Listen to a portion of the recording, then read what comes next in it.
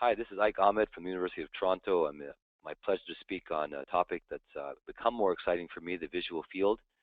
There's some exciting developments that we're seeing with new technology in perimetry, and it's my pleasure to speak about the technology that we're going to speak about, which is Fundus Perimetry using the center view compass. This is a talk that I built based on our current experiences, and we actually have some updates that I'd like to share with you during this presentation. My disclosures are listed here below, and I do want to point out that I do serve as a consultant for Centerview and have been working with the company now for over a year and a half, helping to help develop some of these technologies, and have had experience now with these devices for that time period. So, perimetry and glaucoma, what I want to cover a couple of things. Are visual fields still relevant in glaucoma? We hear a lot about OCT and imaging of the nerve head and RNFL and macula. What roles are there for visual fields? One of the reasons why we question that very point is because of the concerns we have for reliability and retest reliability and repeatability, and the differences and difficulties with variability and assessment of progression.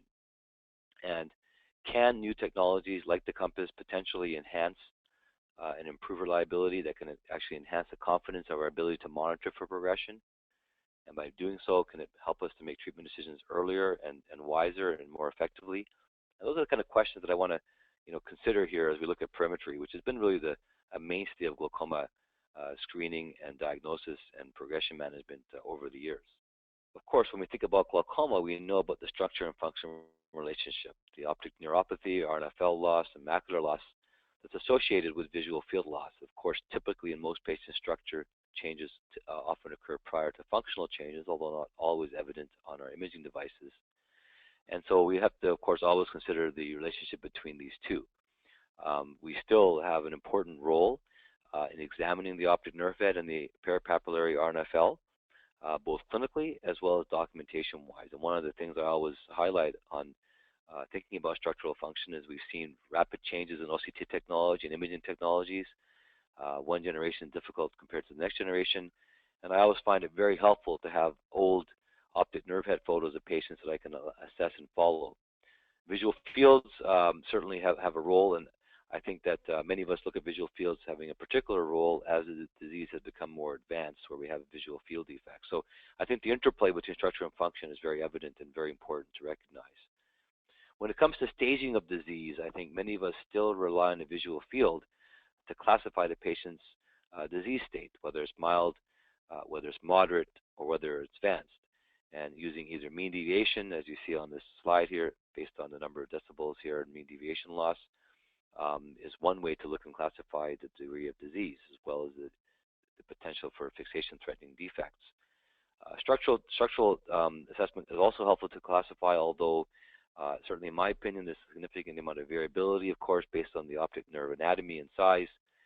And so I find it not as reliable to determine severity. And if we really think about glaucoma and treatment of glaucoma, the goal of treatment of glaucoma is preservation of vision. And that's why I think the visual field really still is really the mainstay in terms of determining a patient's visual field and disease severity and their risk of losing vision or going blind. Progression analysis is absolutely key in terms of monitoring disease, and for many of us, perhaps it's even more important than actually making the diagnosis, but it's actually monitoring the patient to see whether they're stable. We have better tools than ever, looking at serial topographical changes, as seen on HRT on the left side of the screen, as well as now fairly robust progression analysis, as seen on the right side, that can use both trend and event analysis to determine progression. One of the challenges of visual field analysis is looking at the number of visual fields required to actually adequately assess for progression. And this paper that was published by Chauhan and others, I think really kind of highlights the amount of time required to detect progression.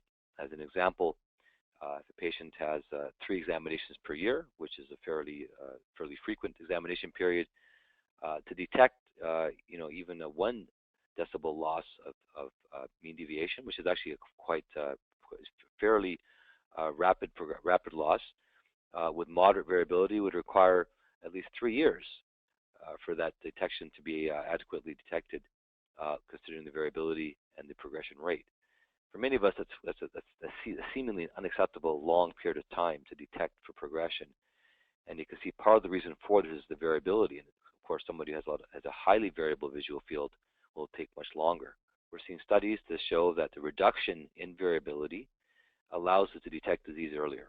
And this particular study showed that a 30 to 60% reduction in variability in visual field assessment resulted in detection of visual field deterioration 1 year earlier than current methods. And so, this is just one example to say that if we can actually reduce variability, we can detect disease earlier and treat the patient more aggressively and hopefully preserve their vision. So how do we reduce variability and improve our confidence in the ability to make a diagnosis and, of course, to make a diagnosis of progression? This is where technology has moved forward. Now, the Comparative Automated Fundus Perimetry is built on a couple of important principles. This is a scanning ophthalmoscope that's associated and attached with this automated perimetry. This allows for quote-unquote real-time retinal tracking using the scanning ophthalmoscopy image of the retina and allowing one to then track the retina by projecting the parametric points to be assessed, specific retinal loci. This also provides a very nice confocal disc and fundus photography for structural documentation, and this does not require the use of trial lenses and refractive lenses to treat the patient's refraction for the visual field testing, which is a nice way to do this. In what's free testing makes it easier and hopefully more reliable and not relying on those tools. The Compass device, you can see, is built differently than we see with the classic bowl type perimeters because of the projection confocal nature of the system here. It's a fairly sleek system. This is a very automated system. Standard is a company that's built on automation and ease of use, and certainly this is no exception in terms of how the workflow is built around the patient. This is an example showing standard automated perimetry, where during the examination, the stimuli may hit different points based on the patient's fixation. And although there are ways to try to look for fixation, current devices do not adjust for fixation. And this is very familiar for those of us that have familiarity with microperimetry, where adjusting and tracking, of course, allows for a more robust and precise location. And of course, cooperation is a problem. Here's an example where we see Fundus Automated Perimetry, where the fixation losses and changes are actively compensated by the device itself. And that basically essentially recalculates the position placement before it's presented to the patient.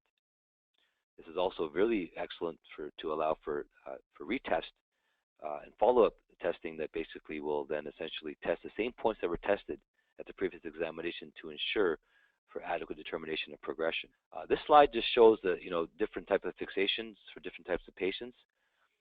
You can see on the patient who has a very stable fixation, has a very small radius and small diameter of fixation changes. While on the right, you have a very unstable patient with a very wide-ranging eye movement and positional changes. The top graph, basically, the top part shows essentially a non-compensating visual field analyzer, where basically you can see how large that fixation degree is.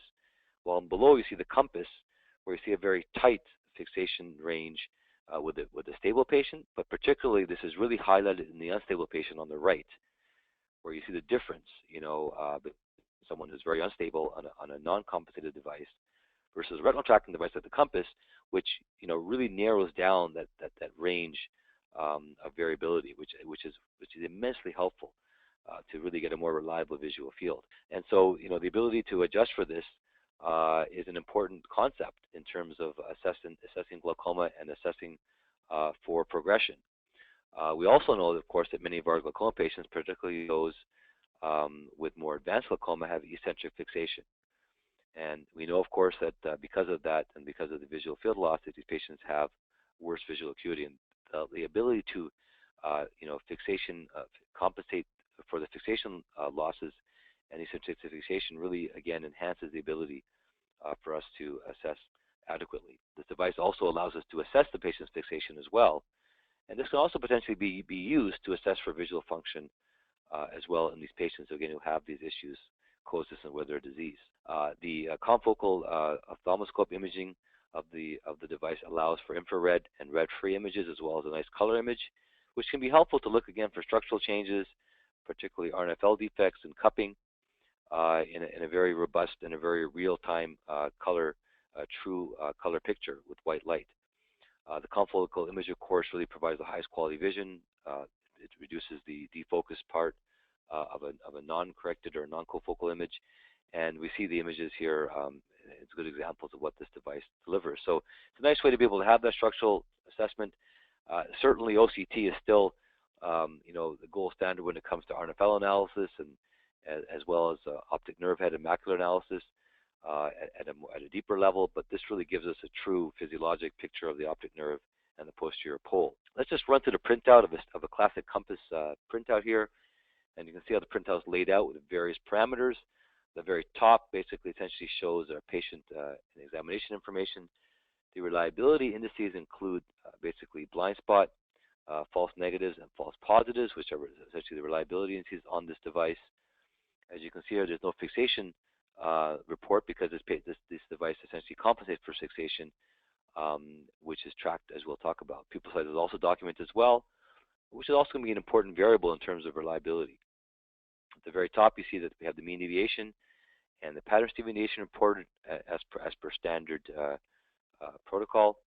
And then we have our disc photo, which is seen in the top right, which is a magnified view of the optic nerve and peripapillary area.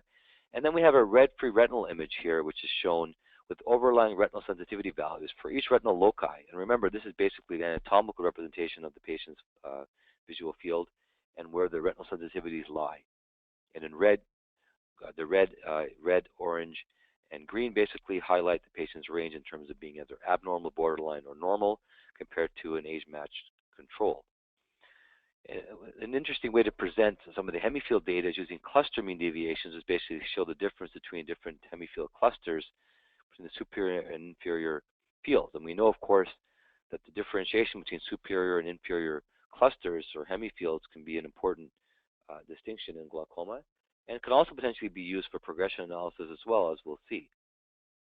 The standard grayscale plot associated with the total deviation and pattern deviation plot are reported here next, which again are the classic tools that are used for the assessment of the visual field. And then we see the posterior pole color photo, a nice broad view of the posterior pole, which includes the macular area as well. Tracking performance is indicated on the bottom here, and you'll see essentially in blue, basically it says tracking the patient's fixation. The greater the degree distance over time essentially shows the patient's movement. One has to remember, though, of course, that essentially this is a compensated test. So although there may be fixational movements, this is being tracked and monitored and compensated for. I look at this actually interestingly enough to see what would have been like if we didn't track for it, and if the patient had a lot of variability and changes, then I would have probably guessed the patient would not have done as well in a non-compensated perimetry analyzer. And so the fixation area can be assessed, and this can essentially tell us the degree of eye movements over time. These are 4 different examples of patients with various amounts of cooperation and fixation losses. And on the left side, you see patients with fairly good fixation. On the right side, you see patients who have quite a large degree of fixation variability and movement. All 4 of these patients actually still performed fairly well and reliably on the compass. I think it's fair to say the patients on the right, in a non-tracked environment without retinal tracking, though, would have significant fixation losses and likely have a highly unreliable visual field. And this is kind of just an example. We know our patients vary considerably in terms of those that are able to fixate well and those that aren't, whether it's from cooperation or for other reasons.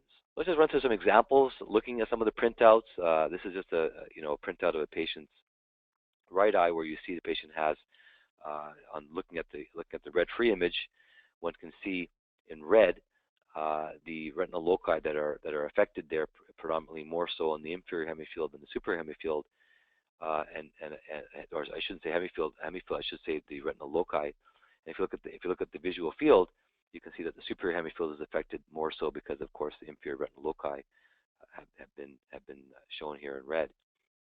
And when we look at the OCT image of this patient here, we see a reduction of the patient's RNFL thickness, and this is particularly more marked inferiorly, which again correlates very well to the retinal loci reductions on the red-free image, as well as the hemifield defect that's present here, arcuate defect on the superior hemifield.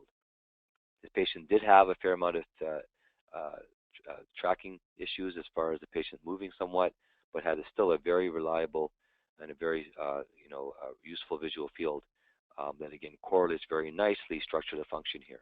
This example shows a classic Humphrey field analyzer printout along with an OCT and along with the compass printout of the same patient. And so here you can see the nice comparison here and the reasonable representation between all these devices, where as you see the OCT shows predominantly superior RNFL loss, and both the Humphrey and the compass both show a fairly similar inferior field defect, which is consistent with the structural abnormality.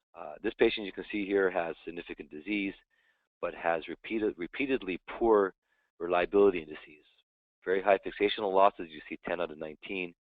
And if you look at the bottom of the screen, you can see the tracking of this patient here, significant eye movement here as determined by the Humphrey field analyzer. When we now look at repeated fields, we see continual issues with the Humphrey field.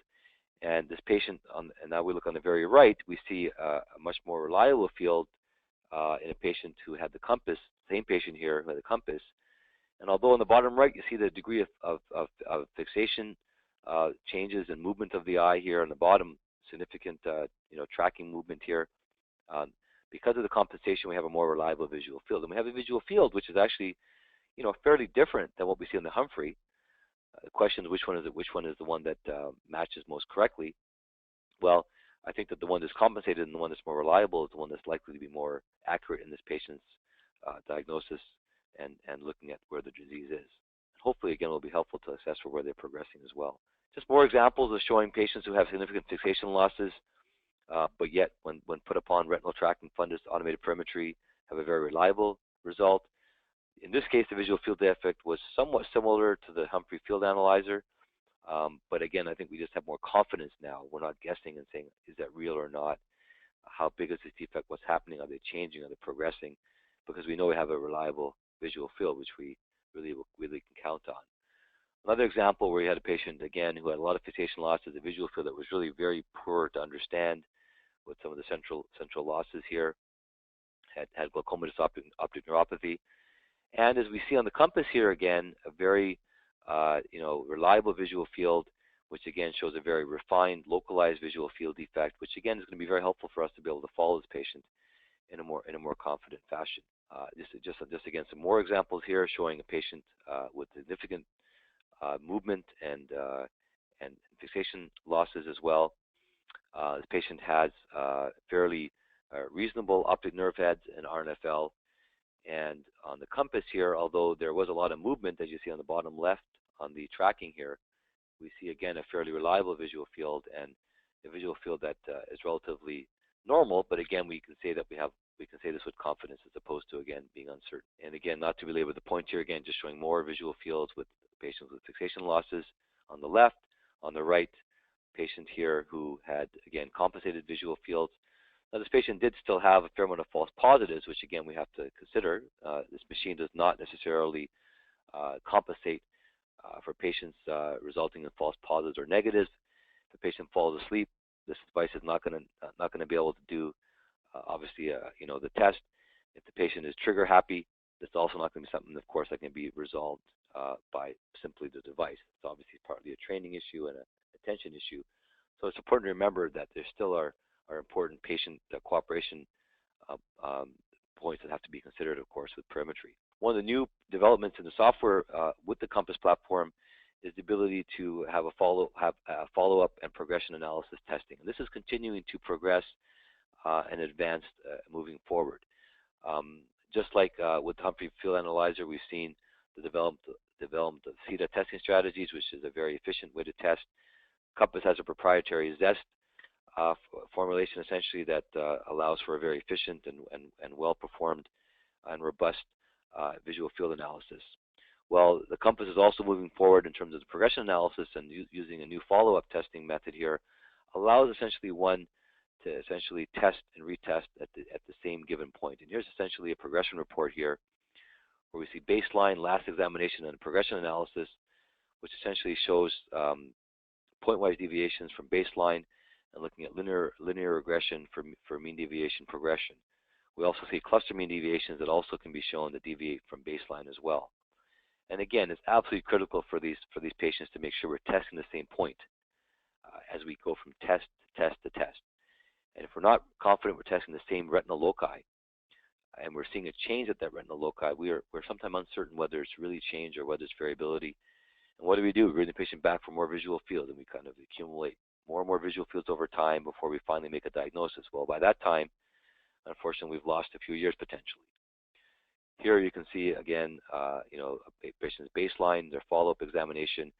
You see a pointwise deviation from baseline on their scatter plot, and then we see essentially the cluster deviation from baseline here that shows within each cluster where the changes are occurring for more localized deviation.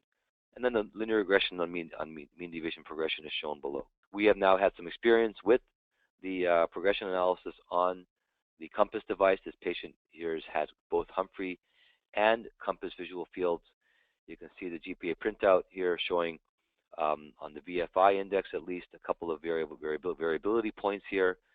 And as we see on the follow-up examinations, we see some variability, and we see the nasal, superior and inferior nasal defects here that are of some concern. The COMPASS here progression, and again, we only have a couple of follow-up here, so really not enough to really give you a good example, but this is again still some early experience here. We see at least how the plot would be printed out in terms of how it would look like and what we expect to look like. Again, looking at some pointwise deviations on the scatter plot. We see on the cluster mean deviation, particularly on the inferior hemifield along the horizontal raphe, we see significant changes that are occurring, and we see the mean deviation progression here again on 2 points. Again, we wouldn't rely on, of course, only a couple of visual fields. This gives you a taste what it would look like, and I think we look forward to COMPASS, the development of COMPASS, to develop a really fine-tuned, robust statistical package, very much like we've seen on the HFA, which I think we've all been pretty impressed with as far as the GPA analysis. And combining retinal tracking and improved confidence and less variability with a robust progression analysis, I think, is really going to be the holy grail for early progression assessment. So the promise of real-time tracking perimetry, I think, is a very real one. I think we've already had some really early examples showing the potential benefit of the enhanced reliability. I've spoken a lot about the importance and the enhancements of the retest reliability in terms of assessing for progression. And I think, by reducing this variability, our real goal again is to ensure that we can detect progression earlier. I think this device has shown promise here, and we look forward to further developments with the device in terms of how it performs again in our practices, as well as over time in looking at progression analysis. I want to thank you for listening to this presentation, and again, happy to take some questions at any given time in the future. Thank you.